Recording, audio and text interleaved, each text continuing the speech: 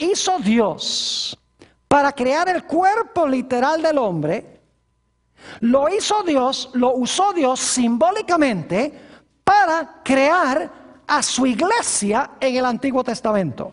Noten Jeremías 18 y vamos a empezar en el versículo 1.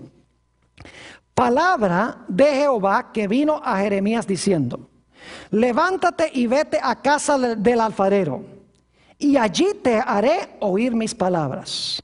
Y descendí a casa del alfarero, y he aquí que él trabajaba sobre la rueda. ¿Quién está trabajando sobre la rueda? El alfarero. Versículo 4. Y la vasija de barro que él hacía se echó a perder en su mano. Y volvió y la hizo otra vasija, según le pareció mejor hacerla. Saben que el quebrar del vaso o el daño que le pasó al vaso representa el cautiverio de Israel. Fueron llevados cautivos a Babilonia. Pero luego noten lo que sucede en el versículo 5. Entonces vino a mí palabra de Jehová diciendo. ¿Qué significa que volvió a hacer la vasija de barro? Dios los volvió a traer ¿de dónde? De Babilonia. Los volvió a formar como su pueblo en Jerusalén. Dice en el versículo 6, no podré yo hacer de vosotros como este alfarero, oh casa de Israel, dice Jehová. He aquí que como el barro en la mano del alfarero, así sois vosotros en mi mano, oh casa de Israel. ¿Qué representa el barro del alfarero simbólicamente? ¿Representa qué cosa? Representa la casa de Israel, que era la iglesia de Cristo, ¿dónde? En el Antiguo Testamento. Así como Dios formó el cuerpo del hombre de barro literal, respiró en su nariz aliento de vida, de la misma manera Dios formó a su pueblo en el Antiguo Testamento, a Israel, de barro, pero no era barro literal, sino que el barro representaba a su pueblo que Dios formó. Los sacó de Egipto, los formó, los cuidó. Luego fueron llevados cautivos a Babilonia. Se dañó el vaso que Dios había hecho. Entonces Dios los sacó de Babilonia y los volvió otra vez a traer a su tierra. Es decir, hizo el vaso de nuevo. Es decir, el barro de alfarero representa al pueblo de Dios, representa a la iglesia de Jesús en el Antiguo Testamento, simbólicamente. Ahora yo pregunto, en el Nuevo Testamento, ¿qué es el cuerpo de Cristo? Ustedes deben saber esto. ¿Qué es el cuerpo de Cristo en el Nuevo Testamento que Jesús formó? Es la iglesia. Les menciono nada más el versículo, Colosenses 1:18.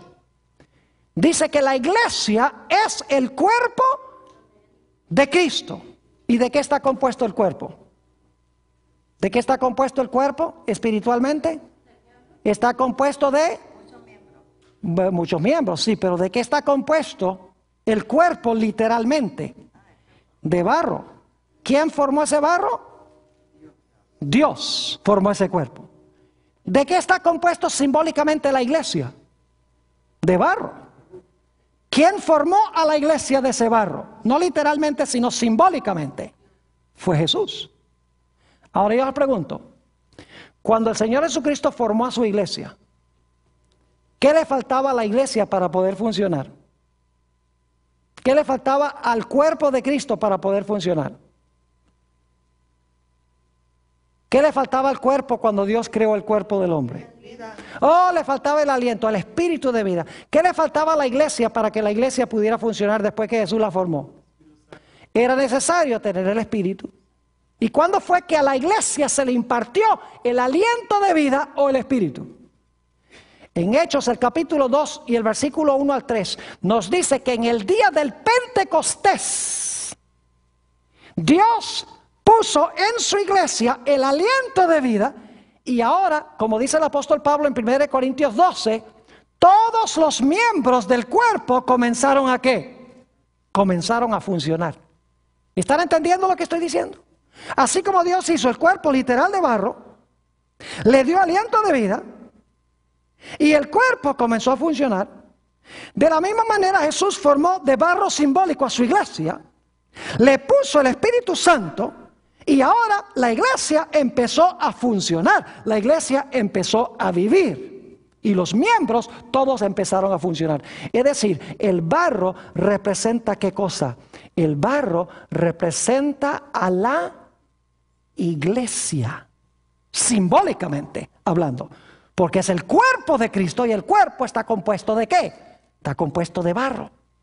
Entonces cuando en Daniel 2 dice que va a haber una mezcla de hierro, que es el poder político de Roma, el imperio romano, se iba a unir con barro, significa que el poder político de Roma se iba a unir ¿con qué? Con la iglesia.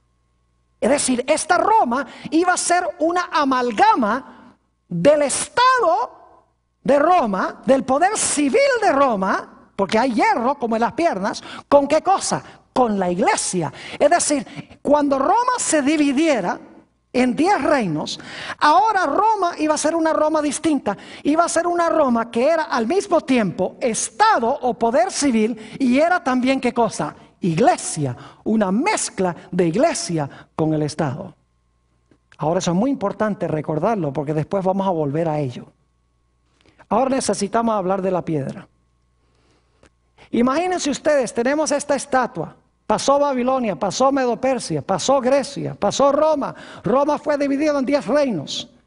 Hubo, vamos a ver en nuestro próximo estudio, una unión entre la iglesia y el Estado, entre Roma civil y la iglesia de Roma, cuando se fragmentó o se dividió el imperio romano. Y esa unión iba a durar hasta que Jesús viniera. Tenemos la piedra. ¿Qué representa la piedra? Bueno, vamos a ver en la Biblia qué representa la piedra. Mateo 21 y el versículo 42. Mateo el capítulo 21 y el versículo 42. Gracias a Dios que ninguno de estos reinos va a ser el reino eterno. Dice allí en San Mateo 21 y el versículo 42 lo siguiente. Jesús les dijo, ¿nunca leísteis en las Escrituras? La piedra que desecharon los edificadores ha venido a ser cabeza del ángulo. El Señor ha hecho esto y es cosa maravillosa en nuestros ojos. Y luego dice en el versículo 44, y el que cayere sobre esta piedra será quebrantado y sobre quien ella cayere le desmenuzará. ¿Quién es la piedra? La piedra representa ¿a quién? La piedra representa a Cristo. La piedra que los constructores rechazaron es Jesús. Ahora noten que en Daniel 2 y el versículo 34 se nos dice algo muy interesante en cuanto a esta piedra. Daniel 2 y vamos a leer el versículo 34. Dice allí, estabas mirando hasta que una piedra fue cortada, ¿cómo? No con mano, e hirió a la imagen en sus pies de hierro y de barro cocido y los desmenuzó. La piedra fue cortada ¿no con qué? No con mano. Ahora, ¿qué significa esa expresión? Que fue cortado fue cortada esta piedra no con mano. Vayan conmigo a Hebreos el capítulo 9 y el versículo 11. Hebreos el capítulo 9 y el versículo 11. Vamos a ver qué significa esa expresión no con manos. Dice allí, hablando del santuario, pero es la misma expresión, pero estando ya presente Cristo, sumo sacerdote de los bienes venideros, por el más amplio y más perfecto tabernáculo, dicho sea de paso, es el celestial, no hecho de manos, es decir, no de esta ¿qué? No de esta creación. ¿Quién hizo el santuario celestial? Fue Dios. Es decir, no fue hecho con manos humanas. ¿Qué significa entonces que esta piedra no fue hecha con manos? Significa que no es un reino establecido por los seres humanos, sino que es un reino sobrenatural establecido por ¿quién? Establecido por Dios. La piedra que pega en la imagen y desmenuza la imagen representa la segunda venida de Jesús en poder y gloria para destruir los reinos de todo el mundo y para establecer un reino que nunca jamás se corromperá. Note lo que dice en Daniel 2 y el versículo 45 sobre este reino. Daniel 2 y el versículo 45. Dice, de la manera que viste que del monte fue cortada una piedra, no con mano, la cual desmenuzó el hierro, el bronce, el barro, la plata y el oro. El gran Dios ha mostrado al rey lo que ha de acontecer en lo porvenir, y el sueño es verdadero y fiel su interpretación. Y noten el versículo 44, dice, y en los días de estos reyes, el Dios del cielo levantará un reino que no será jamás destruido, ni será el reino dejado a otro pueblo. Desmenuzará y consumirá a todos estos reinos, pero Él permanecerá, ¿qué? Él permanecerá para siempre. Ahora, ¿qué lecciones podemos sustraer nosotros de Daniel el capítulo 2? Primer punto, la historia no está fuera de control. Porque Dios ha revelado exactamente cómo se iba a desarrollar la historia. ¿Saben que esta visión se está dando 605 años antes de nacer Jesús? Se cumplió este sueño precisamente como lo dijo Dios. Claro que sí. ¿Se levantó Babilonia? ¿Cómo no? ¿Se levantó Medo-Persia? Sí. ¿Se levantó Grecia? ¿Se levantó Roma? Roma fue dividida en 10 reinos.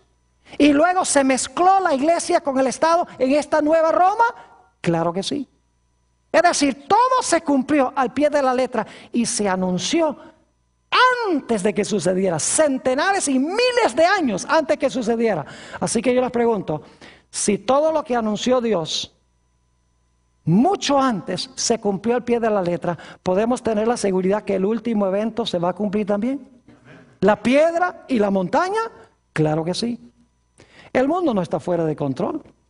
Nosotros vemos huracanes como Katrina, tornados como los que pasaron en Indiana, terremotos como el de Pakistán, más de 80,000 muertos, el tsunami de Asia, 300,000 muertos, guerras, terrorismo como en Jordania ayer, el gobierno todo fragmentado y decimos, el mundo está fuera de control.